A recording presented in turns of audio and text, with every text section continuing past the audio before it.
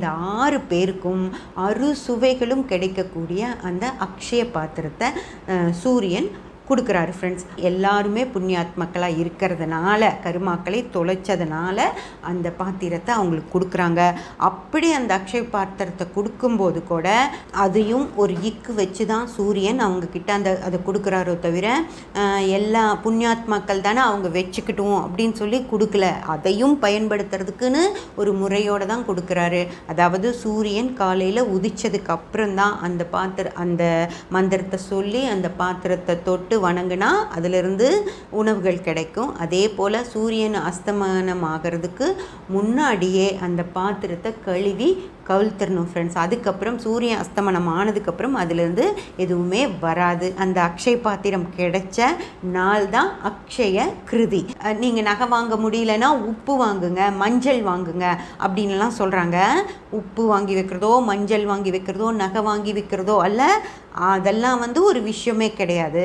அல்ல குறையாத நல்ல குணங்களை வளர்த்திக்கணும், யாருக்கும் எந்த கெடுதலும் செய்யாமல் இருக்கணும் அப்படிங்கிற ஒரு விஷயத்தை தெரிஞ்சுக்கணும். அதுதான் அங்கே சொல்லப்பட்ட விஷயமோ தவிர நம்மளுடைய நல்ல குணங்களுக்காக அந்த கடவுளே நம்ம கருமாவை கழிச்சு விட்டுருவார். நம்ம நல்லபடியாக நடந்துக்கணும், யார் மேலேயும் எந்த ஒரு கோபத்தையும் வன்மத்தையும் வளர்த்திக்கக்கூடாது அப்படிங்கிற மிக சிறப்பான குணங்களை தான் நம்ம அல்ல குறையாத குணங்களாக வச்சுக்கணுமோ தவிர இந்த தங்கம் வாங்கி வைக்கணும், உப்பு வாங்கி வைக்கணும், மஞ்சள் வாங்கி வைக்கணும், பழங்கள் வாங்கி வைக்கணும் அப்படிங்கிற விஷயமெல்லாம் இதில் கிடையாது ஃப்ரெண்ட்ஸ். அதனால் எவ்வளவு முடியுமோ அவ்வளோ நிம்மதியாகவும் சந்தோஷமாகவும் எந்த ஒரு பிரச்சனையும் கவலையும் மனசில் போட்டு குழப்பிக்காமல், யார் மேலேயும் எந்த ஒரு வைத்தறிச்சலும் படாமல், நம் மனதாலும் நம் சொல்லாலும் நம் செயலாலும் யாரும் பாதிக்கப்படாத ஒரு வாழ்க்கையை நம்ம வாழ்ந்தோம் அப்படின்னா எந்த வித கருமாவும் நம்மளை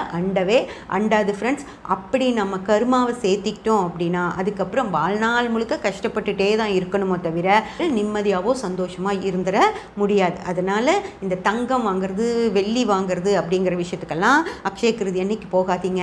காலையில் போய் கோயிலில் என்னைய ஒரு நல்ல மனிதனாக வாழவே, எனக்கு எந்த இடையூறும் கொடுக்காம நான் நல்லவனாக இருந்து நல்லவனாகவே போகணும் இந்த உலகத்தை விட்டு, அதுக்கான விஷயங்களை எனக்கு கொடு தெய்வமே அப்படின்னு சொல்லி கோயிலில் வேண்டிட்டு வந்தால் போதுமானதோ தவிர தங்கம் வாங்கி வைக்கணும், மஞ்சள் வாங்கணும் அப்படியெல்லாம் எந்த ஒரு கடைசியில் உப்பு வாங்குங்கன்றாங்க. உப்பு வாங்கணுன்னெல்லாம் அவசியமே இல்லை ஃப்ரெண்ட்ஸ். அதே போல் நீங்கள் வாங்கி வைக்கிற தங்கமோ மஞ்சளோ எதுவும் வளராது.